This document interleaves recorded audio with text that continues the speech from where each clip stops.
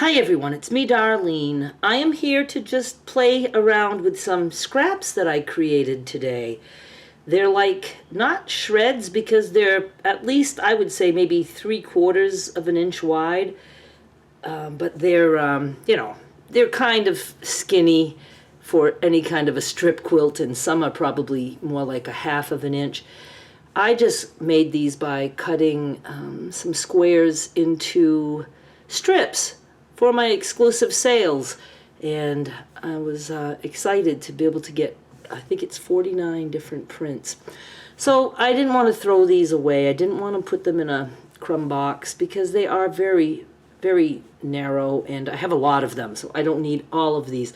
And I thought, why don't we just take a piece of muslin and sew these on, top stitching, just to see. I was kind of thinking on the diagonal, I don't know, and just top stitching. Now ideally, top stitching is, it could be stabilized. It would work so much easier if I put this on some iron-on fusible.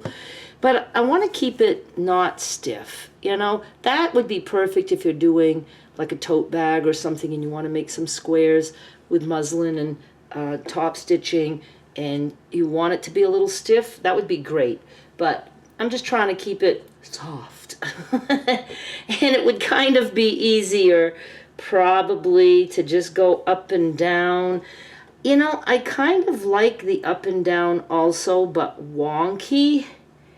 Like turning them a little bit at a, you know, not turning them, but leaning them at an angle. Boy, these are hard to take apart here. We're getting there. We're getting there. I don't know. I think I would like that better. So I'm going to try that. And I'm using my clear thread because I'm going to do a zigzag because it's a raw edge. Now, you wouldn't have to use clear thread, and I will have a link to the thread. It's at Walmart. You don't have to go far to get it, and it's really cheap, and it lasts forever. I mean, the spool is just, you know, it takes forever to run out. I like it because I'm just trying to do just, you know, see this. But I also love zigzag lines of color. So you can certainly do zigzag with whatever color you want, or one of the variegated threads or something cool. And my idea initially was to just go up and down, and I think I'm going to stick to that idea. So I'm just going to start. How's that? I think I'm going to do not too wide of a zigzag, and I don't want a really long stitch because that will poke things through. You know, I don't want it to be like bunched up if I can, you know, at all stop that from happening.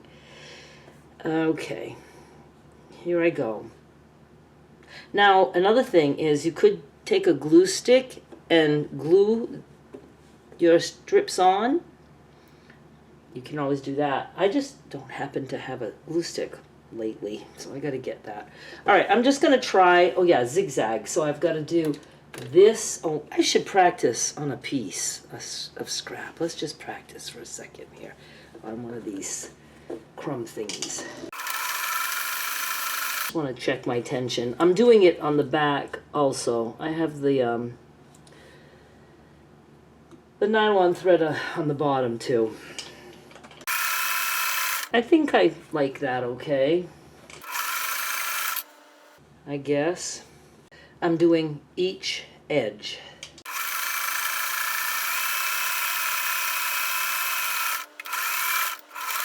Let me do the other edge and then we will look at that.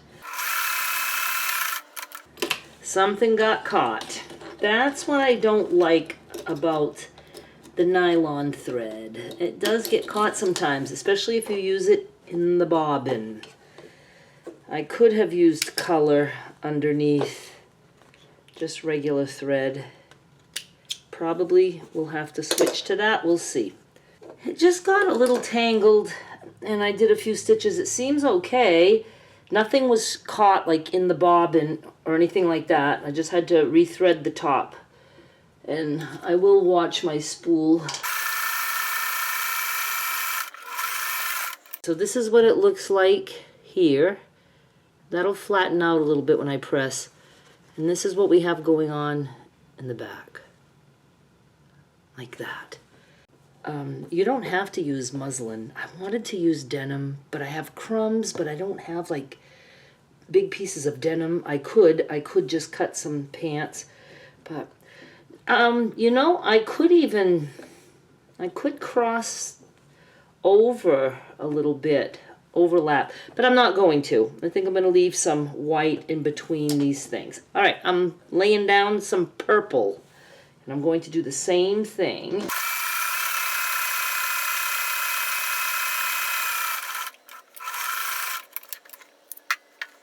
I'm trying to get the needle to go over the edge. It's like just right up to the edge there. Okay, I can tell. Does the top thread look a little tight? No, it looks pretty good.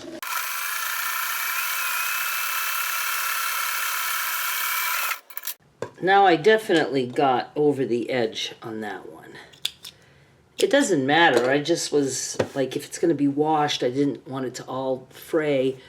So we have this. Nothing spectacular, but you know what I would love to do after is maybe put some thread between. So let's see another peanut butter sandwich cookie. Remember that commercial? How about, wow, this is so hard to take apart. How about some black stripe? I like it. I guess I could go this way a little bit. We'll go wonky that way. Actually, let me do a few. I don't want to do it all on camera. I'll be right back. This is so bright and cheerful. You know when I'm hiding it from you, it's because I love it so much. I really love this. It's so simple, but so cool. And these crossed, you know, over each other a little bit. And I like that. Oops, I trimmed it. How come that didn't get trimmed? Hang on, I want perfection here. I did not want a hanging thread. I had started with a 9-inch square because these were like 9.5 inches long, and I thought that will be okay. And I did not have, see, I got a little thread here going on, because it is top stitching, you know? There are going to be some threads that want to fray a little bit. But I didn't have any more trouble with the thread, so that was just a fluke. Look at me now, I'm obsessed with trying to trim things.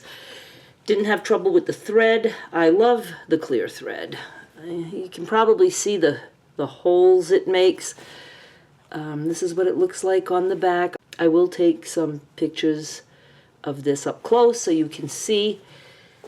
There's something just so simple about muslin that I absolutely love. And like I said, you could do this on denim. You could do it on anything. You could do it on flannel. That would be kind of cool. Regular cotton on flannel. It would give the fuzziness and all that stuff. What else did I want to say? Oh yeah, I thought of like putting some in the other direction also, but what I would rather do if I were going to do that, I would rather do it like woven.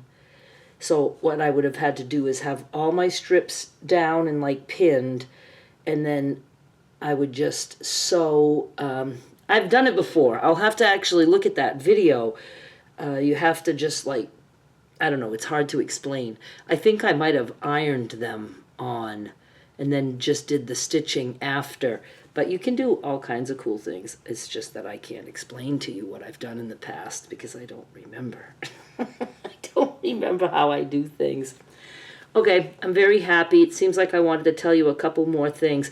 So I'm going to keep these, and maybe we can do some more with this because I think it's just really cool. Thank you so much for watching. Please subscribe, and I'll be back with more soon. Oh, here's another thing we could have done. We could cut like into 4 squares, and I do think that would make 4 super cute squares. Right now, I'm just loving this, so we're going to leave it like this, but maybe we'll do that later. Okay? Please subscribe. Bye.